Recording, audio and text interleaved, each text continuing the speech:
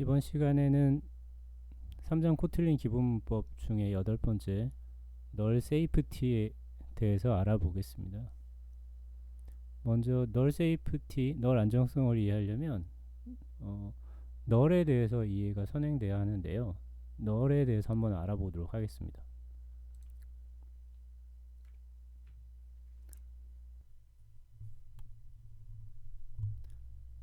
이제 먼저 변수를 3개 정도 선언하고요.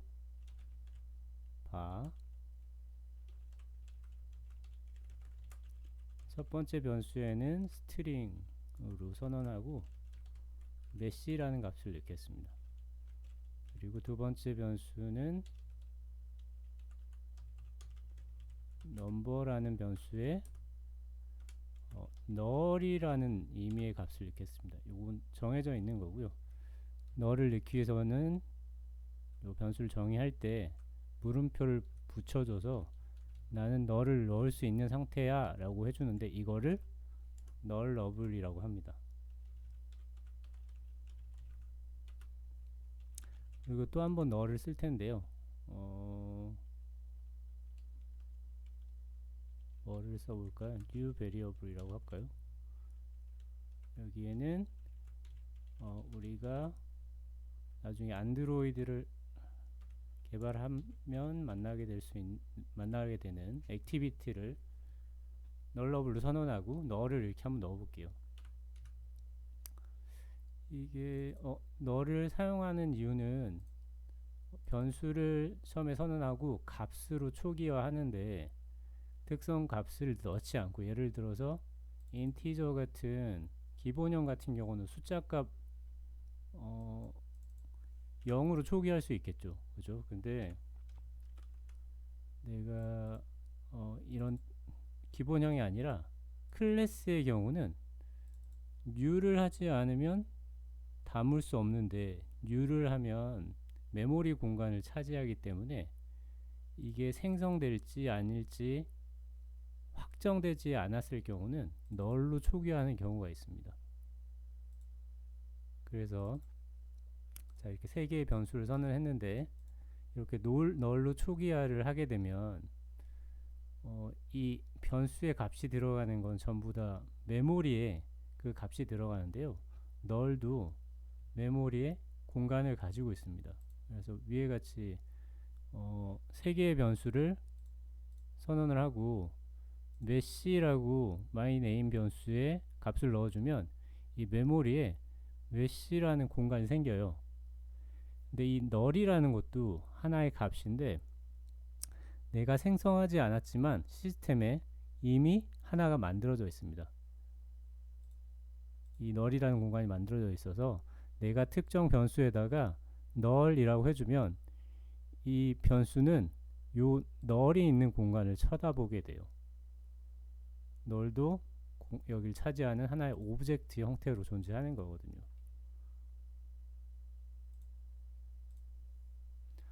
이렇게 너를 허용하지 않는 변수는 상관없겠지만 너를 허용한 변수는 어떤 문제가 생길 수 있냐면은, 예를 들어서 스트링을 예로 들어 볼게요. 스트링에는 우리가 스트링을 컨트롤 키보드에 컨트롤 키를 누른 상태에서 클릭을 하면 그 스트링 클래스로 이동을 하거든요. 여기 가보면 함수들이, 기능들이 많이 정의되어 있어요. 플러스도 있고 랭스도 있고. 우리가 이 스트링이라고 정의만 하면 이 스트링에는 이미 기능들이 다 정의가 되어 있어서, 예를 들어서 이 스트링 문자의 길이를 출력한다 그러면 로그.d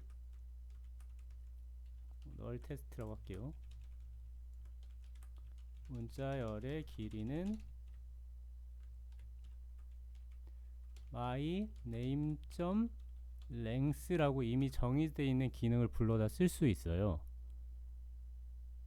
이 스트링으로 얘가 초기화됐기 때문에. 근데 자, 인트를 다시 한번 가볼게요. 인트에도 이렇게 기능들이 막 정의가 되어 있죠. compare to도 있고 compare to밖에 없나, 플러스도 있고 마이너스도 있고, 이렇게 기능들이 미리 정의되어 있어서 내가 예를 들어서 바 넘버 2라고 해볼까요? 넘버 2에다가 30을 넣을 경우는 넘버 2점 플러스라는 이런 함수를 가져다 쓸 수 있어요. 왜냐하면은 얘는 값이 입력되는 순간 인티저라는 클래스가 되기 때문에. 그래서 플러스 50을 하면 여기 연산한 결과값을 왼쪽에 담아줄 수 있겠죠. 이 기능을 사용해서. 근데 자, 이게 값이 널이 아닐 경우는 이렇게 클래스의 기능을 사용할 수 있는데 널일 경우에 넘버 점 플러스를 쓰게 되면 어떤 문제가 생기냐면은 이 널도 하나의 인트 같은 공간을 차지하는, 메모리의 공간을 차지하는 하나의 객체로 존재하는데, 이 널에는 플러스라는 기능이 함수가 만들어져 있지 않아요. 그러면 널에 접근해서 특정 함수나 특정 메소드나 특정 변수 프로퍼티를 호출하게 되면 널 포인터 익셉션이 발생을 하게 됩니다.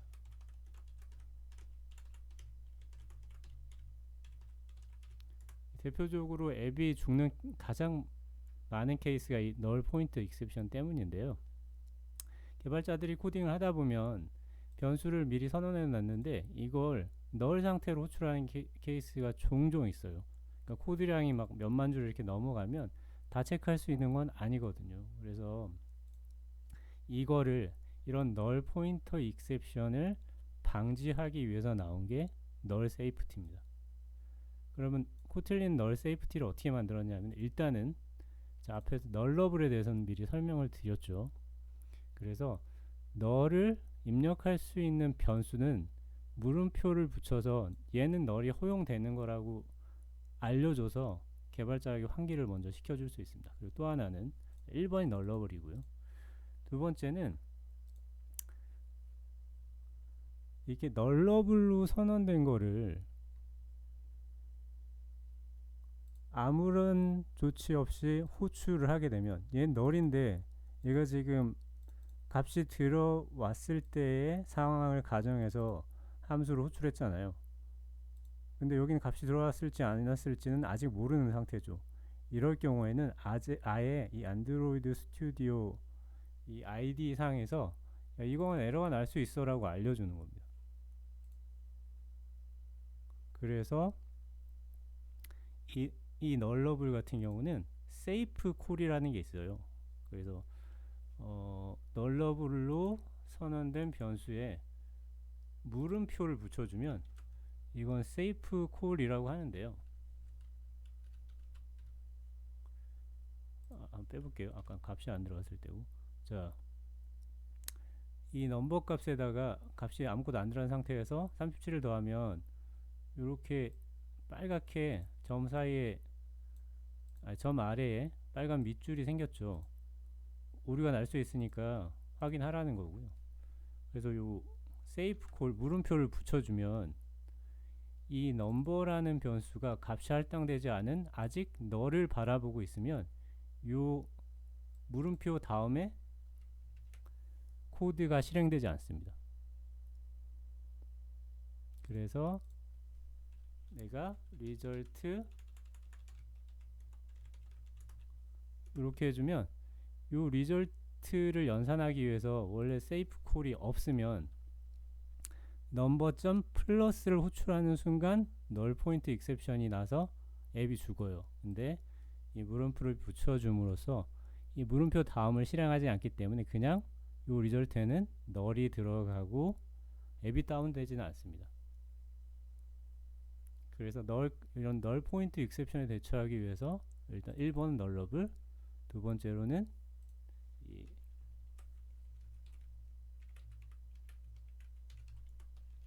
세이프 콜이라는 걸 만들었습니다.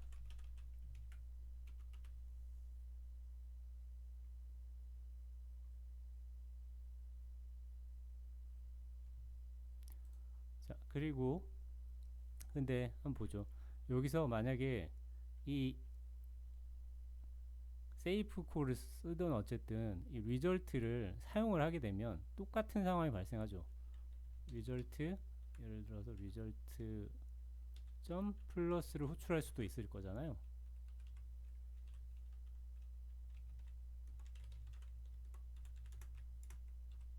그러면 이럴 경우는 얘가 만약에 result 2가 무조건 결과값을 받아야 되는 상황이다. 그래서 이 result에 어떤 값이 꼭 입력돼야지만 로직이 실행된다면, 다시 한번 설명드리면 세이프 콜이 됐든 뭐가 됐든 어떤 변수에 널이 들어가지 않아야 된다면 그 변수에 입력되는 연산식의 끝에다가 물음표 콜론을 붙여서 널일 경우 리절트에 입력되는 기본값을 지정을 해줄 수 있어요. 요 표시를 엘비스 익스프레션이라고 하는데요. 이게 옛날 가수인 엘비스 프레슬리의 얼굴 모양을 닮았다고 해서 엘비스 익스프레스라고 하고요. 요게 넘버가 널일 경우는 51을 대체해서 리절트에 넣으라는 의미입니다.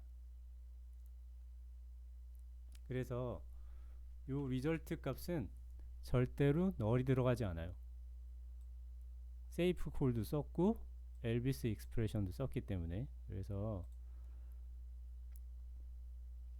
코틀린에서는 널에 대처하기 위해서 세 가지를 지원하는데, 1번이 변수를 선언할 때 널로 분류해서 널을 입력할 수 있는 변수를 특정하는 거고요.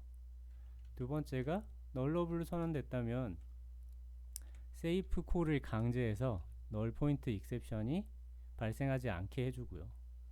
마지막으로 널일 경우 대체값을 꼭 입력해야 된다면 엘비스 익스프레션을 써서 널일 경우에 대체하는 디폴트 값을 넘겨주게 됩니다.